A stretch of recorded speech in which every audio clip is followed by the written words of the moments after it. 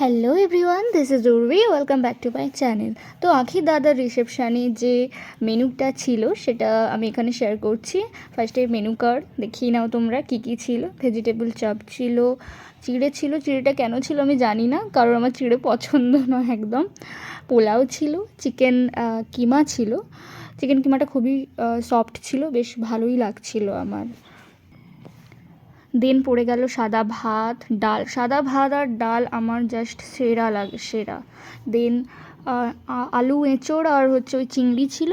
দেন একদম ঝাল ঝাল লাল লাল মাটন কষা। মাটনটা যদিও আমার অতটা পছন্দ না, তাও খাই না এমন নয়, খাই।